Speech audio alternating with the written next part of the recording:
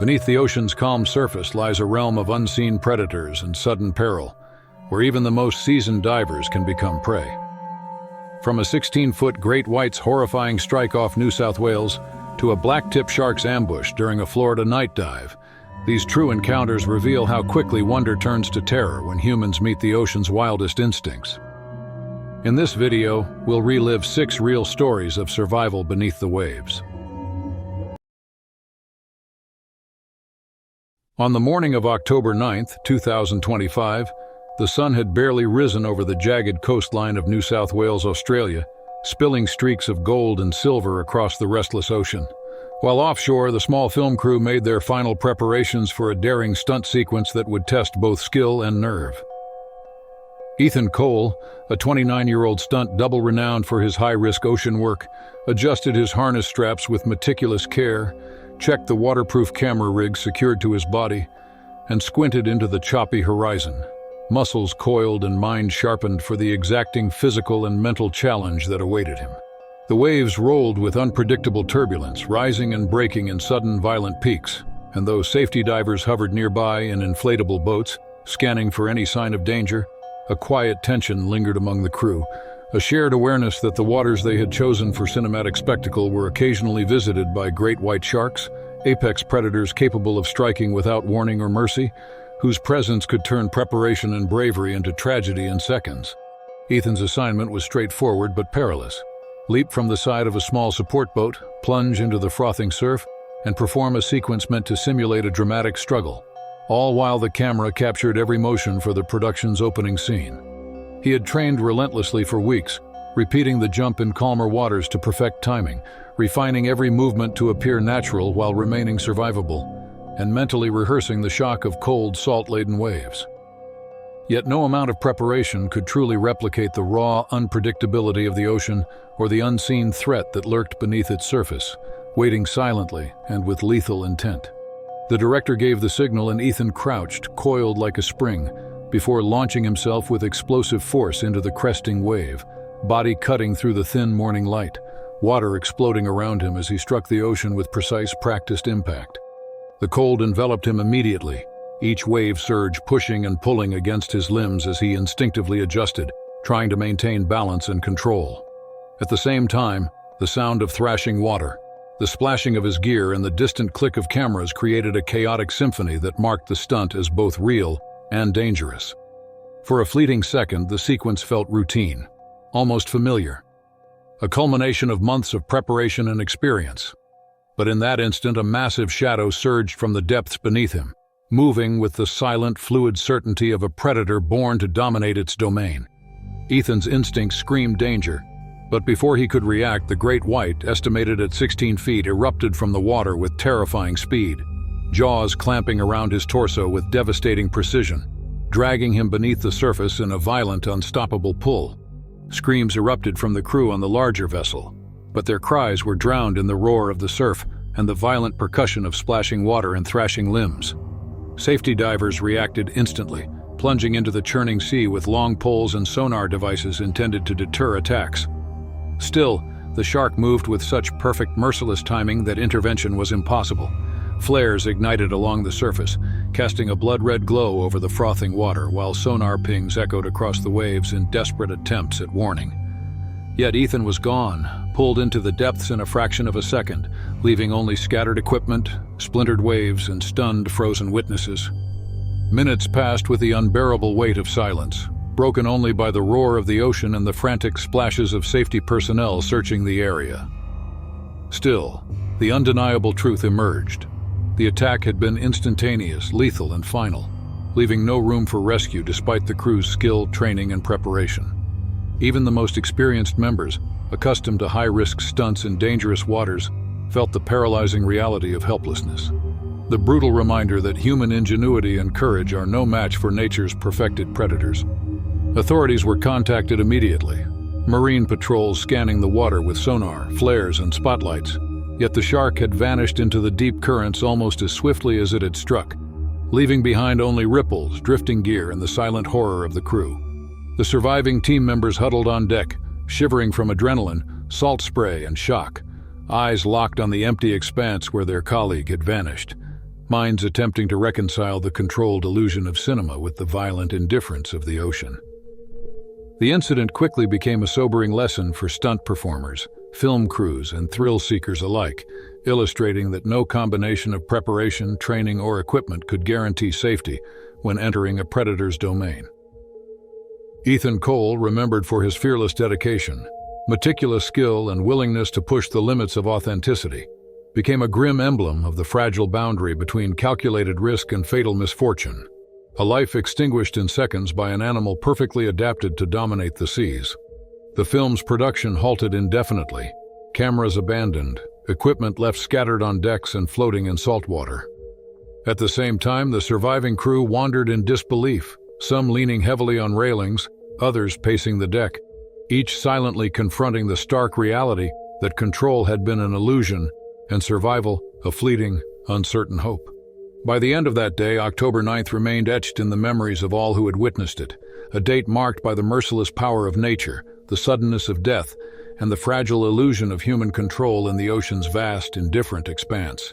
The waves continued their eternal motion, indifferent to grief or fear. While on deck, those who had survived could only stare across the endless water, haunted by the knowledge that in one single perfect strike the ocean had claimed a life and left the rest to reckon with the fragile boundaries of courage, preparation, and mortality in a world ruled by predators far faster, larger, and more merciless than themselves. On the morning of October 14, 2023, the sun had barely climbed above the horizon along the northern Australia coast, casting long golden streaks across the calm waters of a secluded cove where adventure instructor Maya Thornton had pioneered a remote kayak yoga retreat.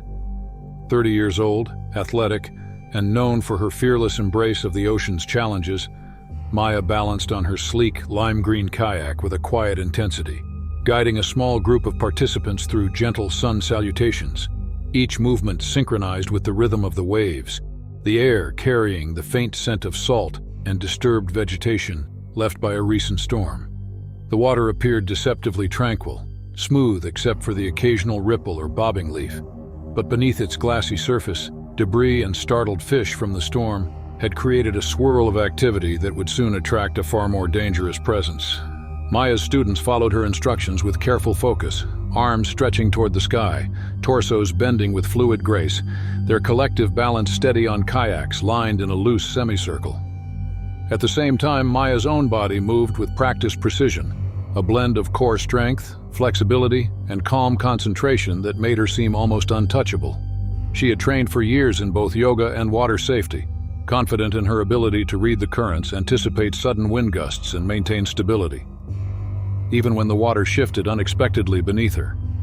Yet as the group moved through the slow, deliberate sequence, a ripple of unease passed through her senses, subtle yet unmistakable, a flicker of instinct that warned that something was amiss below the surface. Without warning, the water erupted beside her kayak, a dark, sleek shadow surging with terrifying speed. A massive tiger shark, estimated at 12 feet long, lunged from the depths, drawn by the thrashing of limbs, the splashing of paddles, and the rhythmic motion of the kayaks cutting through the water. In an instant, the predator's powerful jaws clamped around Maya's lower leg, biting through her wetsuit and sending a shock of pain and fear that coursed through every nerve. The kayak rocked violently, tipping and twisting under the force of the attack, and Maya gritted her teeth, clinging to the vessel with every ounce of strength she possessed, refusing to be pulled fully into the water despite the surge of adrenaline and blood coursing down her leg. Time seemed to stretch into agonizing seconds as she struggled to stabilize her kayak, muscles trembling under both shock and exertion, every instinct screaming to fight or flee.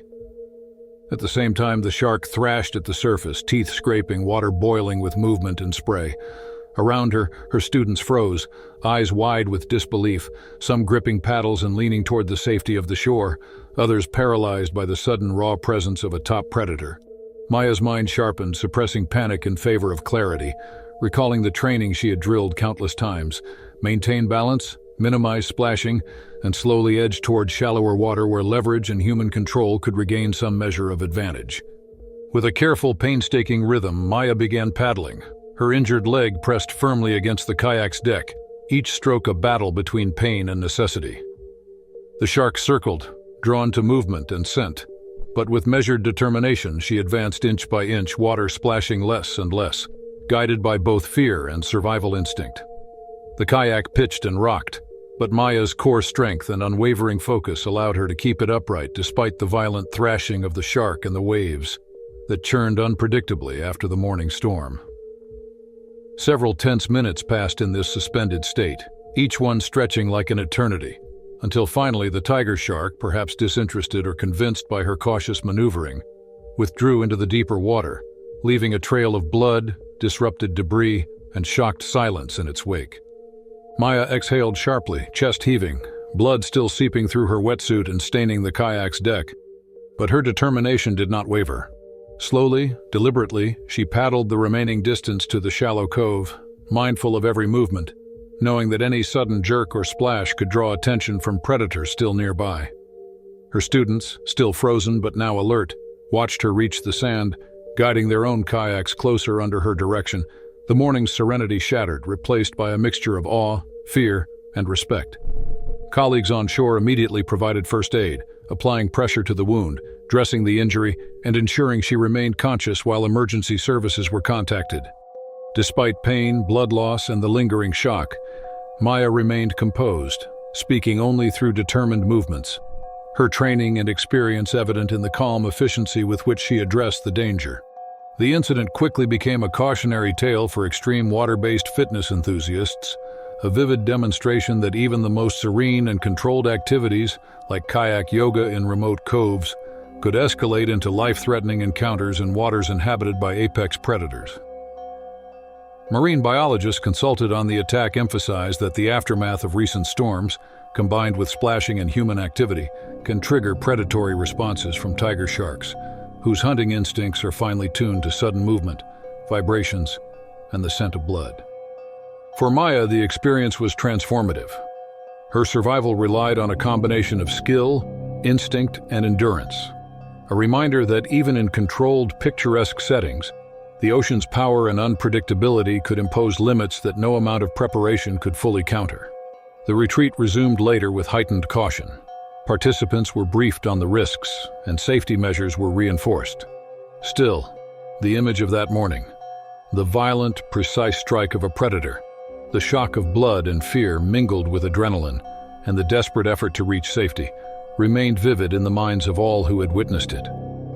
October 14, 2023, would be remembered not as a serene morning of yoga practice, but as a stark lesson in human vulnerability, where the boundary between tranquility and terror was crossed in a single swift movement, and where Maya Thornton's survival became a testament to courage, focus, and the uncompromising force of nature lurking beneath the calm surface of the ocean. On the morning of April 21, 2024, the Gulf of Guinea coast glimmered under a clear sky, the ocean calm, almost deceptive in its placid expanse, as 27 endurance swimmers lined up for the start of the annual Cape Atlantic 10-kilometer race. Competitors from around the world had gathered, some representing elite swimming clubs, others national teams, while a handful of dedicated amateurs pushed their limits in the pursuit of personal achievement. Among them, Alex Rivera, 31, a seasoned coach with years of open water experience, adjusted his goggles and scanned the horizon, muscles taut and body primed for the grueling distance ahead. Beside him, his training partner, former Olympian Layla Sorensen, checked her pace and breathing, the early morning air carrying the scent of salt, sun-warmed sand, and the faint tang of fuel from nearby trawlers anchored along the coast. The starting horn sounded, and the swimmers surged forward in unison, cutting through the mirror-like water with practiced strokes, arms slicing cleanly through the ocean, legs kicking rhythmically as spray glittered in the morning light. The first few kilometers passed in relative calm, waves gentle, the occasional ripple barely disturbing the rhythm of motion, and the camaraderie and quiet focus among the athletes made the race feel almost meditative. Yet beneath the serene surface, currents shifted unpredictably, and the aftermath of recent trawler activity had left a scatter of fish waste drifting across the water, a subtle disturbance that would soon draw attention from one of the ocean's most efficient predators. Halfway through the course, swimmers reported glimpsing a large dorsal fin cutting through the surface, a sleek, ominous shadow moving in parallel to the race. Panic flickered across the participants' minds, but most initially dismissed it, attributing it to fish or driftwood in the current. That illusion of safety vanished in an instant. Suddenly, frantic shouts echoed across the water as Alex Rivera, positioned mid-pack, disappeared beneath the calm surface, his body vanishing with a force and suddenness that left no time for reaction. Layla Sorensen, swimming only meters away, saw the strike and froze in horror, muscles locked and heart pounding. The violent disruption of the water immediately pulling her attention to the space where her partner had been. The ocean erupted in chaos, water churning as nearby competitors flailed instinctively, some turning toward rescue boats stationed along the course, others attempting to retreat to shore, eyes scanning for the cause of the disruption. Rescue crews responded instantly, skimming across the water in inflatable boats, shouting warnings and deploying flotation devices. Still, Alex was gone, swept beneath the waves by the sudden, brutal strike of a bull shark, a predator drawn to the scent and movement disturbed by both swimmers and the drifting fish waste. Panic spread among the remaining participants. The placid waters, now a dangerous, unpredictable arena where instinct, fear, and survival clashed with athletic discipline and training. Layla Sorensen, gripping a flotation buoy, fought to calm herself as she observed the ripples and scattered debris where Alex had vanished, adrenaline and disbelief coursing through her veins. Every stroke back to safety felt fraught with danger, the once structured rhythm of the race replaced by tense, calculated movements designed to minimize splashing and attention. Around her, the chaos continued, swimmers emerging from the water in shock, some vomiting from adrenaline or exhaustion. At the same time, crews tried to coordinate search and scanning with binoculars and, where possible, to deploy sonar. The ocean, usually a medium of challenge and achievement, had become a reminder of its merciless power and the fragility of human presence within it. Within minutes, authorities assessed the situation and confirmed the grim reality. Alex Rivera was missing, presumed killed in the attack. Marine biologists later concluded that a bull shark had struck, likely drawn by the combination of splashing swimmers and fish waste discharged from a nearby trawler, creating the perfect conditions for a predatory strike.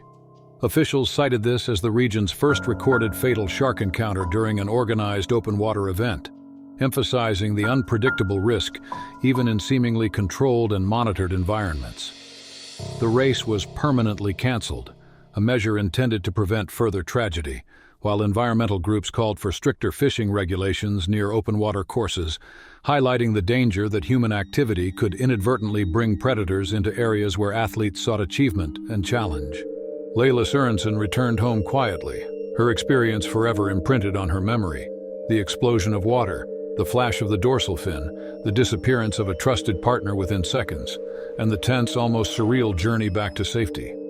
The trauma reshaped her perspective on ocean sports, compelling her to found a non-profit dedicated to ocean safety awareness, educating swimmers, divers, and recreational users about predator behavior, environmental hazards, and practical survival strategies in open water. Her advocacy sought to ensure that others could continue to enjoy the ocean while minimizing exposure to risks she had witnessed firsthand. And her voice became a reminder that the pursuit of endurance and adventure carried responsibilities beyond personal ambition. The Cape Atlantic swim would be remembered not as a celebration of athleticism, but as a chilling testament to human vulnerability, a stark lesson in the limits of preparation, and a reminder that the ocean's apex predators, when drawn by instinct and opportunity, could strike without warning, indifferent to training, experience, or human endeavor. For the athletes who survived and for those who witnessed the event, the day became an indelible mark on their collective memory. The rhythm of strokes and measured breathing was replaced in recollection by the shock, fear, and grief of a single devastating moment when life and death collided beneath the calm surface of the sea. April 21, 2024, remained etched in local and international consciousness as the day the Gulf of Guinea claimed a life, not through negligence, but through the immutable power of nature and the precarious intersection of human ambition and predator instinct, leaving a legacy that would influence safety protocols, environmental policies, and public awareness for years to come. On the morning of October 17, 2025, The sun hung low over the waters off Gansby, South Africa, casting streaks of silver across the glassy ocean as adventure enthusiasts Sophie and Daniel Meyer, both in their early 30s, prepared for what promised to be the highlight of their trip. A cage diving tour designed to bring them face-to-face with great white sharks in one of the world's most notorious shark habitats. Calm winds and a near-perfect sea created an almost serene backdrop. However, the guides had reminded participants that beneath the placid surface lurked predators of immense power, creatures capable of destroying even the strongest human structures if provoked or hungry. Sophie and Daniel, both experienced divers but new to cage diving, checked their harnesses and life vests as the crew lowered the reinforced steel cage into the water, bait already suspended nearby to lure the apex predators close enough for observation. As the cage sank, its metal frame glinting beneath the water, the couple leaned forward, breathing shallowly and in control, eyes scanning the depths below, hearts racing in anticipation. At first, the scene was calm, almost hypnotic. Small fish scattered around the bait, sunlight filtering in muted shafts, water rippling gently across the cage bars. Sophie adjusted her grip, her fingers cold against the wet steel, and Daniel mirrored her movements, both trusting the training and briefings they had received. At the same time, the crew kept a watchful eye from the deck, sonar monitors humming quietly, and cameras rolling to capture the predator's approach. The tension was palpable, a quiet awareness that despite preparation, the ocean remained inherently unpredictable. Suddenly, the water churned violently below as an enormous shadow surged upward, cutting through the ocean at terrifying speed.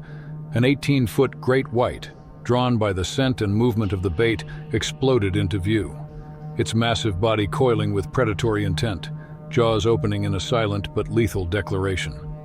The cage jolted violently as the shark rammed the structure, metal screeching under the force, water spraying in every direction.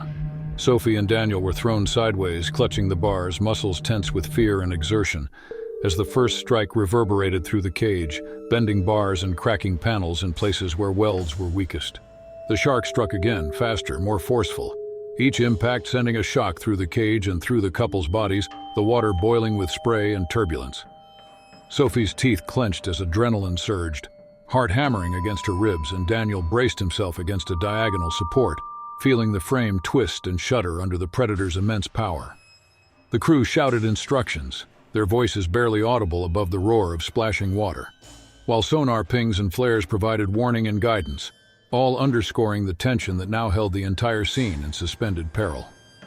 On the third strike, the predator lunged through a weakened section of the cage, metal bending and cracking under its jaws. The water erupted as the shark clamped onto Daniel's shoulder, dragging him against the edge. At the same time, Sophie's arm was bitten in the ensuing chaos, pain exploding through their bodies in sharp, immediate waves. The ocean swallowed screams, but the couple's grip on the cage remained firm, every instinct honed by adrenaline and survival training. Crew members immediately reacted, hauling the cage toward the surface with all available power, pulleys squealing under the strain as waves splashed violently against the vessel and the overturned momentum of fear and exertion. Emerging onto the deck, Sophie and Daniel were quickly secured, while crew members assessed injuries and applied emergency first aid. Both bore deep, jagged lacerations, the damage inflicted in mere seconds by the immense bite force of a creature evolved for hunting large prey. Their clothing was soaked with blood, and both shivered violently, the cold amplified by shock. But remarkably, they remained conscious, coherent, and capable of following the crew's instructions.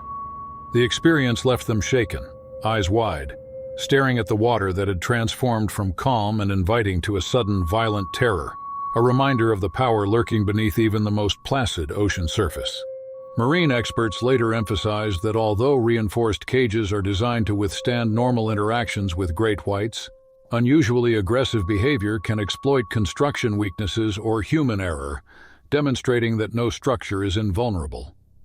The incident highlighted the importance of calm leadership within the cage, strict adherence to safety protocols, and rapid emergency response from trained personnel, as these factors likely prevented a far more catastrophic outcome. Sophie and Daniel's survival was credited not only to their own quick thinking and composure, but to the professionalism and vigilance of the dive crew, whose prompt and coordinated actions ensured the attack did not result in fatalities. The cage diving tour resumed cautiously after repairs, with crew members conducting exhaustive inspections of all cages and reinforcing vulnerable points. At the same time, participants were briefed again on risks, behavior, and emergency measures.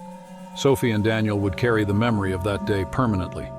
The sudden, overwhelming power of the Great White, the twisting and buckling of steel bars, the spray of water mingled with adrenaline and blood, and the intimate, terrifying understanding that apex predators are capable of actions that human design can only partially anticipate.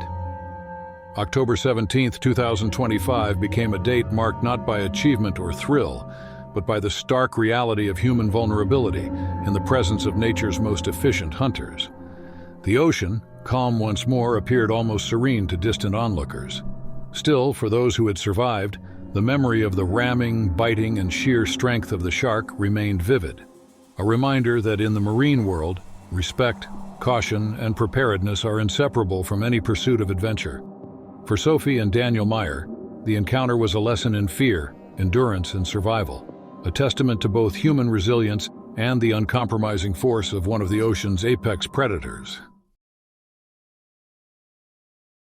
On the morning of August 12, 2024, the sun rose pale and misted over the rugged California coastline, glinting off the ocean's surface and revealing jagged rocks scattered along the shore. 30-year-old diving instructor Lucas Bennett had carefully positioned a temporary diving platform atop a secluded rocky outcrop, far from other swimmers and the usual crowds, seeking solitude to train for high dives into deep water. Known for his fearless approach to extreme diving and meticulous attention to safety, Lucas adjusted his wetsuit. He checked the platform's stability, scanning the clear water below for any signs of debris or unusual currents. The sea appeared calm, reflecting the muted morning light. Still, a swirl of activity just below the surface hinted at life moving unseen. Schools of baitfish darted in sudden patterns, disturbed by the shifting tide and the shadows of rocks beneath the water. Lucas took a deep breath, flexed his muscles, and climbed to the platform's highest point. Years of experience had honed his instincts, from understanding the angle of impact in a high dive to gauging water depth and currents. But the ocean, no matter how familiar, remained unpredictable. With a controlled push, he launched himself from the platform, body slicing through the air with practiced precision, aiming to land deep in the water without creating excessive splash that could unbalance him or alert nearby wildlife. The cold surface approached rapidly, and he braced instinctively. But what greeted him as he hit the water was far from the calm reception he had anticipated. From the depths below, a 10-foot short-fin mako shark surged with blinding speed, drawn by the disturbance of the diving splash and the movement of its body through the water. In an instant, powerful jaws clamped around Lucas's right thigh, tearing through neoprene and muscle with devastating force. Pain exploded through his leg, sharp and immediate, while adrenaline surged, heightening his awareness of every movement and every potential threat. The shock caused him to kick violently and paddle frantically toward the surface, splashing water in desperate, uneven strokes, as the shark thrashed briefly before releasing him. Blood spread quickly into the surrounding water, coloring the ocean with red streaks that drew instinctive attention from predators. Yet, the mako eventually veered back toward the depths, leaving Lucas alive but grievously injured, struggling to maintain control and orientation in the turbulent water. Pain radiated through his leg with every kick, each movement testing both his endurance and his willpower. He focused on breathing, managing the panic that threatened to overtake him, and used his remaining strength to propel himself toward a nearby rock formation protruding from the waves. The sting of blood and salt mixed on his skin, his wetsuit soaked and torn, and the sunlight glinting off the water offered a cruel contrast to the chaos surrounding him. With trembling arms, Lucas grasped the rough rock, pulling himself onto a secure ledge while gasping in exhaustion, his body shaking from adrenaline, pain, and cold. His colleague, stationed nearby on a small boat, reacted instantly, reaching him with a rope and providing support as Lucas was carefully helped to shore, muscles screaming in protest and blood continuing to seep from deep lacerations along his thigh. Emergency crews arrived shortly after, assessing the extent of his injuries and administering immediate treatment for both muscle damage and profuse bleeding. Lucas remained conscious but pale, eyes wide with shock and lingering disbelief at the sudden violent encounter that had upended what had been intended as a routine training session. The medical response was swift and precise, stabilizing the wound and preventing further complications. Yet the memory of the mako's sudden strike, The overwhelming power of its jaws and the frantic seconds-long struggle to reach safety would remain vivid in his mind for years to come. Marine experts later analyzed the incident, noting that short-fin mako sharks are among the fastest and most powerful predatory fish in the ocean, capable of explosive bursts of speed and lethal force in a fraction of a second. Even highly skilled athletes operating in controlled environments and exercising meticulous preparation are vulnerable to the instincts and reflexes of apex predators, and this encounter illustrated the thin line between human calculation and nature's unpredictability. Safety protocols, while critical, cannot entirely prevent attacks when a predator responds to sudden movement or disturbance, underscoring the need for vigilance, rapid emergency response, and careful consideration of environmental conditions. For Lucas, the experience was transformative, a stark reminder that even mastery over a sport and years of experience cannot confer immunity in the natural world. He recovered physically, though the lacerations and muscle trauma required extensive treatment and physiotherapy. Still, the encounter also reinforced the psychological dimensions of respect, caution, and humility in the face of the ocean's power. Colleagues and friends who had trained with him were struck by the abruptness of the attack and by the remarkable composure he displayed as he managed panic, controlled his breathing, and acted on his survival instincts under extreme pressure. The rocky outcrop where the attack occurred was later marked as hazardous, and local diving instructors began emphasizing predator awareness, environmental conditions, and risk management more rigorously in training programs. Lucas's encounter became a cautionary tale in the diving community. Even in remote, isolated training areas, far from swimmers or crowded beaches, the ocean remains a domain ruled by creatures with instincts honed over millions of years, where human skill, while essential, is no guarantee against lightning-fast strikes. August 12, 2024, would remain etched in memory as a day when preparation and expertise intersected with unpredictable natural forces, leaving a survivor both grateful for life and painfully aware of the limitations of human control. The short-fin mako retreated into the depths after the brief, violent encounter, indifferent to the damage inflicted. At the same time, Lucas lay on the rocks, breathing heavily, bloodied but alive, a living testament to both resilience and vulnerability, and to the stark reality that apex predators can strike with speed and power far beyond human anticipation. The ocean, calm and sparkling under the afternoon sun, seemed almost serene again, yet for those who had witnessed or survived the event, its still waters would never appear entirely safe, a reminder of the hidden force lurking beneath the surface. On the night of June 18, 2022, the shallow waters off the Florida Keys appeared almost otherworldly, a soft darkness broken only by the occasional shimmer of moonlight on gentle ripples, and the ethereal glow of bioluminescent plankton that made the water sparkle like liquid stars.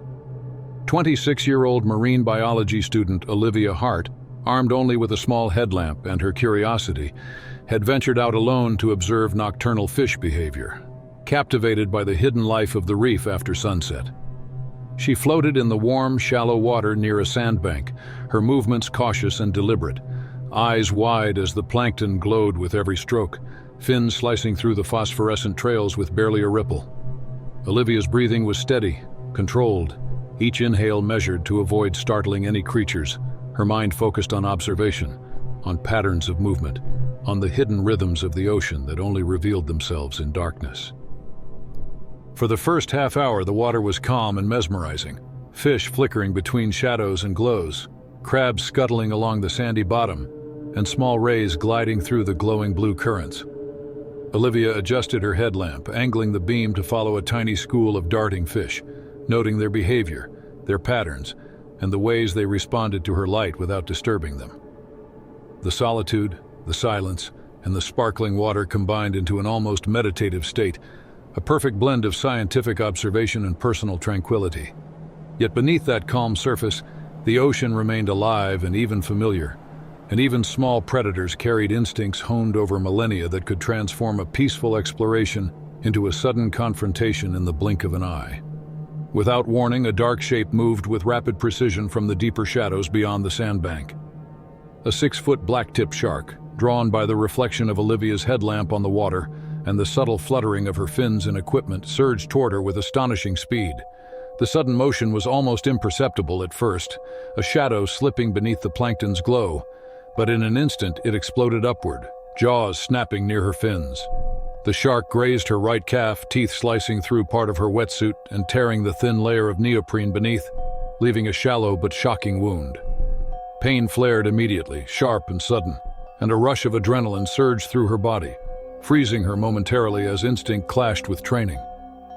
Olivia's mind raced, but her years of marine study and prior snorkeling experience guided her reaction. She forced herself to maintain a vertical posture, keeping her body still and limbs deliberate in their movements, breathing slowly and evenly despite the thudding of her heart. Every flinch, every uncontrolled kick could have provoked another strike, and she knew that the shark's response would be instinctual, testing perceived threats before choosing whether to pursue or retreat. The phosphorescent water glittered around her, streaked with red from the shallow cut, as the black tip circled, its sleek body coiling and uncoiling in the dim glow, moving with the silent, fluid efficiency that had earned it a reputation as a swift and agile hunter. Seconds stretched into what felt like minutes, each heartbeat echoing in her ears, until the shark made a final pass, circling her once more with cautious, predatory intent. It nudged the water near her equipment but did not strike again. Olivia remained still, calculating each motion, ensuring her breathing stayed measured and her posture vertical, signaling to the predator that she was neither prey nor a threat to challenge. Slowly, deliberately, the shark retreated into the darkness beyond the sandbank, leaving behind only the faint ripple of water, the glowing trails of plankton, and a lingering, eerie tension that hung over the scene. Adrenaline still coursed through her veins as Olivia began to swim carefully toward the shore, her strokes slow and controlled, minimizing disturbance and avoiding sudden splashes that might draw renewed attention. Her injured calf throbbed with pain and small patches of blood tinged the water, yet she forced herself to maintain composure, guided by both fear and survival instinct. Each movement was deliberate, calculated, as she navigated shallow sandbars and small coral outcrops, aware that the predator could still be nearby, hidden in shadows or among rocks, and that any lapse in caution could trigger another encounter. When she finally reached the sand, she collapsed on the shore, chest heaving, limbs trembling from adrenaline, cold, and exertion. The wound was minor but jagged, a vivid reminder of the speed and precision with which even a small shark could strike. Olivia's body trembled, not only from pain but from the realization of how thin the line between observer and victim had been, how her own curiosity and preparation had intersected with the predator's instinct in a brief, unpredictable moment of danger. She applied basic first aid from her kit, cleaning the wound, pressing to slow bleeding, and ensuring the injury remained manageable while her mind replayed the encounter in vivid detail. The experience left her shaken but alive, with a new respect for even small, familiar predators in unusual conditions. Marine experts later explained that black-tip sharks are generally cautious and rarely aggressive toward humans. Still, under low-visibility conditions or when attracted to unfamiliar stimuli such as reflective light or sudden movement, they can test perceived threats with quick, precise strikes. Olivia's calm reaction, vertical posture, and measured movements were credited with preventing a more serious attack, illustrating the importance of controlled responses, awareness, and respect for predator behavior in field research. The night snorkel became a lasting lesson for Olivia Hart. Even in familiar environments and seemingly controlled circumstances, the ocean could shift from mesmerizing to dangerous in seconds. Small predators, when drawn by unusual stimuli, could act unpredictably, and human survival relied on awareness, composure, and respect for instincts honed over millennia. The glowing plankton, the dark sandbanks, and the fleeting presence of the black-tip shark would remain vivid in her memory, a reminder that observation and adventure must always be tempered with caution and humility in nature's domain.